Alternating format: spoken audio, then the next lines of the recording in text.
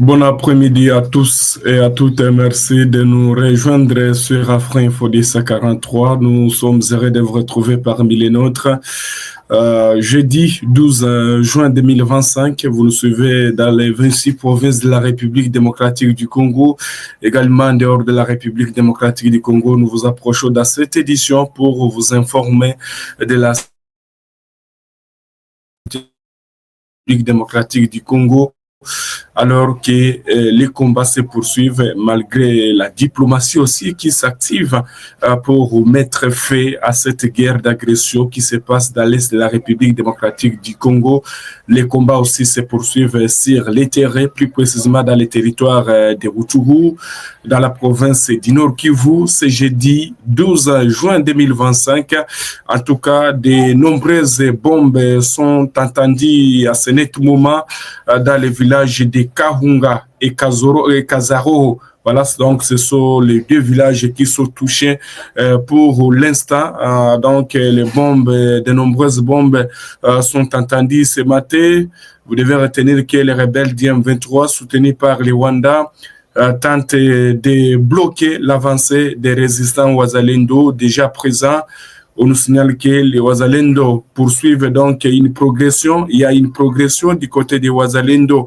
Donc d'ailleurs, on nous signale qu'il y a donc la présence des Wazalendo dans les villages qu'on appelle les Boudafa. En tout cas, Boudafa, nous apprenons qu'il y a déjà les Wazalendo qui viennent de récupérer les villages de Boudafa, vu qu'il y a donc une grande intensité, les rebelles tentent de bloquer cette avancée des résistants Wazalendo, mais une grande présence est signalée pour l'instant dans ces villages de Boudafa, et d'ailleurs on nous signale qu'il y a donc des affrontements qui se poursuivent dans les villages environnants entre toujours les rebelles d'M23 et les résistants Wazalendo qui ces derniers temps les Wazalendo font face à des multiples attaques des rebelles d'M23 parce que les rebelles d'M23 soutenus par Kigali donc continuent à bombarder les positions des résistants Wazalendo dans le parc national de Virunga, près de Tongo, également Bambo et Kagando, ce jeudi 12 juin 2025.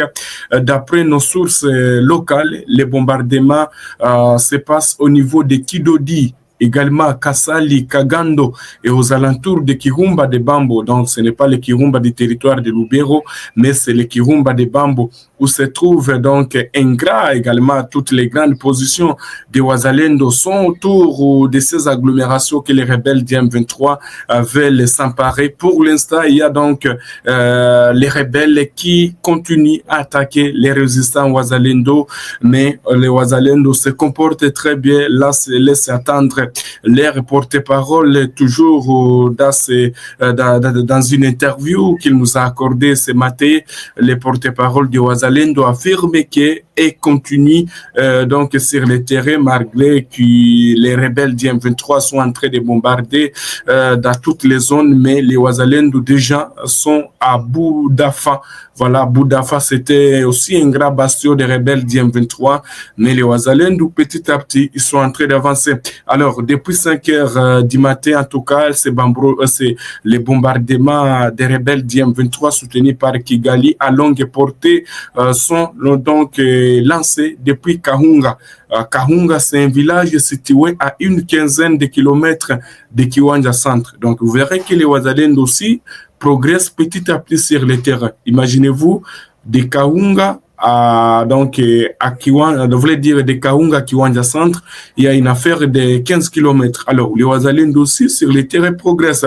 Alors, au cours de ces opérations militaires que mènent les rebelles d'M23 soutenus par les Rwandais, des fortes détonations sont audibles dans cette partie du parc national de Virunga. Nous sommes toujours dans la chefferie de Bwito, territoire de Rutshuru. Également, ces bombardements que les rebelles d'M23 sont en train de faire entraînent la paralysie des activités champêtres. La plupart des agriculteurs préfèrent rester près de leur famille craignant pour leur sécurité, selon un habitat de Tongo. Alors, Selon cet habitat des Tongo, ça tire au niveau de Kidodi, Mabenga, voilà, Mabenga, pour le gens qui maîtrise très bien le Nord Kivu. De que vous quittez Rutshuru, vous prenez la direction de Kiwanja. Après Kiwanja, vous arrivez vers Mabenga. Après Mabenga, il y a Mayamoto. Après Mayamoto, on se dirige vers Windi. Il y a une direction vers Kibirizi, l'autre vers Kanyabayonga et l'autre vers Bichumbi. Donc, vous verrez que les combats ne sont pas très loin de Kiwanja Centre, également des Rutshuru. C'est comme cet habitat qui affirme que ça tire au niveau de Kidodi, Mabenga, Kasali, Kagando et près de Kirumba, de Bambo. Et d'ailleurs, il y a des bombardements, des positions de Wazalendo par les rebelles d'M23 soutenus par le Rwanda depuis le matin, mais toutes les activités champêtres sont suspendues aux alentours du parc national de Virunga, mais à Tongo, ça va un peu à Tongo parce qu'il n'y a pas de soucis des armes lourdes qui sont en train de pilonner dans les parcs en provenance de Kaunga, déclare un habitat de Tongo sous couvert d'anonymat. Par ailleurs, d'autres sources rapportent qu'il est défendu aux habitants du groupement des Bambo et des environs, et ces environs d'accéder aux champs périphériques du parc depuis plus d'une semaine où des opérations de rebelles d'IM23 continuent toujours. Vous devez retenir que les combats se sont intensifiés, presque ces mois que nous avions débuté le mois de juin. Il y a toujours des combats, rien n'est respecté sur les lignes des fronts, que ce soit même les cessez-le-feu que les M23 disaient qu'il observait depuis les pourparlers qui se passent du côté de Doha, mais les combats toujours se poursuivent dans la chefferie de Buito. Alors, on va quitter un peu le territoire de Rutshuru pour se diriger dans le territoire de Lubero, parce que Rutshuru, c'est un territoire voisin, c'est le territoire voisin de Lubero. Alors, sur le lac Édouard, le littoral du lac Édouard, il n'y a pas de cela, où des affrontements aussi étaient signalés sur le littoral du lac Édouard. Vous devez retenir que les combats se sont déroulés du côté de Lunyasenge, voire même les axes comme Musenda, mais pour l'instant, ce sont les forces armées de la RDC et les résistants Wazalendo qui contrôlent Musenda. Alors, il y a une alerte de la part de Emembusa Mukanda, c'est un notable du territoire de Rutshuru qui alerte sur un probable renforcement des rebelles d'IM23 sur le lac Édouard. Il affirme que depuis hier mercredi, les rebelles d'IM23 soutenus par le Rwanda ont installé un bateau armé sur les eaux du lac Édouard du côté de Vichumbi dans le territoire de Rutshuru. À partir de là, selon toujours cette information de Emembusa Mukanda, les rebelles tentent de prendre, de progresser vers Kasindi Port.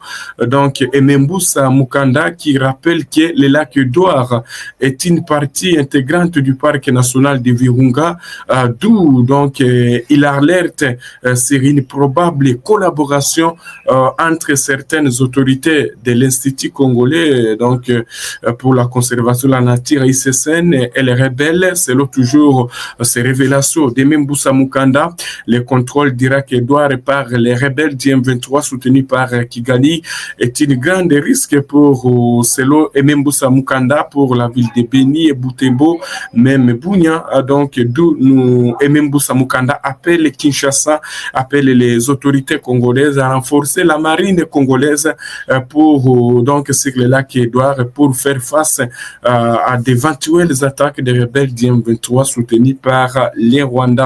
Alors, lui, Emembusa Mukanda qui alerte en tout cas les autorités congolaises à prendre le plus vite possible toutes les décisions ou de se préparer le plus tôt possible pour faire contraindre cette probable attaque de rebelles d'IM23 soutenus par les Rwandais. Merci à tous ceux-là qui nous suivent dans les 26 provinces de la République démocratique du Congo.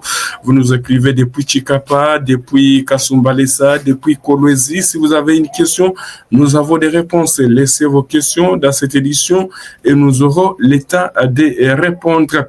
Alors, nous allons poursuivre cette édition, chers téléspectateurs d'Afro Info DC43, pour vous parler toujours de cette situation qui est devenue chaotique dans la province du Nord Kivu.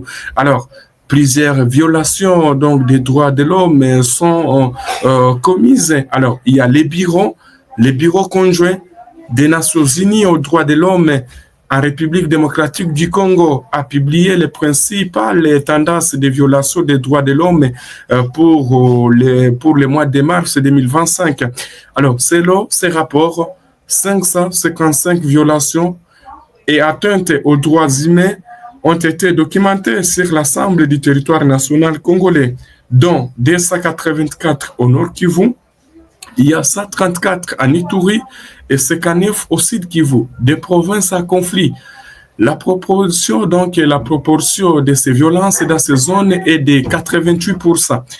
Les bureaux conjoints des Nations Unies pour les droits de l'homme précisent que la majorité de ces violations sont attribuées aux rebelles du M23, 76%. Donc, les M23, selon ces bureaux de coordination pour les droits de l'homme des Nations Unies, les M23 commettent 76%, donc les M23 et l'air donc les M23 soutenus par Kigali, donc il y a 184 cas. Il y a aussi la coopérative du développement du Congo, Codeco, également à 89, et les forces démocratiques liées et du FMTM qui est à 50 cas. Voilà, c'est ce que nous apprenons donc de ce qui se passe dans les zones en conflit, surtout la province du Nord Kivu qui est touchée. Il y a aussi la province de l'Ituri qui est touchée toujours par l'insécurité grandissante.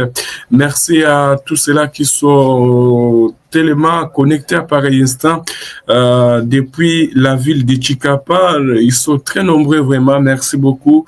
Alors, on va parler aussi de cette information de nos confrères de la Radio France Internationale, une information qui concerne la République démocratique du Congo qui est secouée par cette guerre. Alors, en RDC, selon nos confrères de RFI, le deuxième projet, en tout cas d'accord de paix entre Kinshasa et Kigali, désormais disponible. Et voici quelques points. Quels sont les points, en tout cas, les points sont à découvrir dans cette édition, chers téléspectateurs d'Afro Info de 143. Qu'est-ce que vous devez retenir, chers téléspectateurs? Est-ce que peut-on dire que nous partons maintenant vers la fin de cette guerre qui secoue la République démocratique du Congo plus de 30 ans? En tout cas, des délégués venus de la République démocratique du Congo et du Rwanda sont à nouveau entendus cette semaine à Washington. L'objectif est de poursuivre les négociations de paix entre les deux pays. Alors, selon les textes auxquels la Radio France Internationale et RFI a eu accès va plus loin que la déclaration des principes signée en avril 2025 à Washington par les ministres congolais et rwandais des Affaires étrangères. Dans les documents actuels, la signature de l'accord de paix est d'abord conditionnée par le retrait inconditionnel du Rwanda du territoire congolais. Cela inclut les armes et les équipements sous contrôle rwandais, à l'exception des cas expressément prévus dans le cadre des mécanismes conjoints de la coordination sécuritaire. Selon nos informations, ou selon les mêmes informations de nos confrères de la Radio France Internationale, ces points étaient déjà soulevés dans les propositions congolaises à l'origine des premiers brio. Alors, problème, Kigali n'a jamais reconnu la présence de ces forces en RDC. Le gouvernement rwandais parle plutôt des mesures de défense déployées pour sa propre sécurité. Deuxième condition, la levée de l'état de siège dans le Nord Kivu, en vigueur depuis 2021 comme en Ituri. Cet état exceptionnel doit céder la place à une administration civile pour permettre l'avancée du processus. Le document mentionne par ailleurs l'accord du cessez-le-feu entre Kinshasa et les rebelles. Toujours en discussion sous l'égide du Doha, la logique est claire, selon toujours les sources de nos confrères de la Radio France Internationale. L'accord avec les Rwandais ne pourra être signé qu'après la conclusion de l'accord entre Kinshasa et la FCM23. Les projets d'accord abordaient également la question des forces démocratiques de libération du Rwanda, FDLR. Les deux pays devront se coordonner de bonne foi pour identifier, évaluer, localiser, mettre fin à l'existence des éléments armés des FDLR. Cette coopération s'inscrit dans le cadre et selon les modalités du concept d'opération convenu à Luanda en octobre 2024. Les textes prévoient afin que la RDC interdira, interceptera tout soutien matériel ou financier national ou étranger destiné aux FDLR. Si le document est signé, les engagements s'appliqueront à l'ensemble du territoire. Donc, même si le Nord Kivu et Sud Kivu restent au cœur des dispositifs, mais s'il ne s'agit pas d'un projet, le véritable travail des négociations commence donc cette semaine. Il pourrait donc déboucher sur une rencontre ministérielle avant une signature éventuelle par les présidents de la RDC et du Rwanda. C'est ça que vous devez retenir, chers téléspectateurs d'Afro Info 243. Alors, il y a une question, Bagouma Juste, qui pose la question, à quoi sert le chef d'état-major de notre armée? Ou bien il est, voilà, bon, je pense que les forces armées de la RDC travaillent jour et nuit et d'ailleurs toutes les dispositions sont déjà mises en place pour contraindre, donc pour récupérer tous les espaces qui restent sous contrôle des rebelles du M23 et leurs alliés. Alors, il y a Chris Lita. Aujourd'hui, le Oaza nous a fait comprendre que ce pays, mais il faut avoir amour du pays malgré l'augmentation des salaires. Voilà, est-ce qu'il y a d'autres questions? Je ne pense pas qu'il y aurait d'autres questions pour répondre. Celle-ci nous suit depuis Mweneditu. Merci beaucoup à tous nos confrères qui nous suivent depuis Mweneditu. Ils sont très nombreux depuis Mweneditu. Merci beaucoup. En tout cas, nous sommes tellement très contents de vous retrouver par de nos confrères qui nous suivent depuis Mweneditu. Voilà, donc, si vous avez des questions, nous avons des réponses.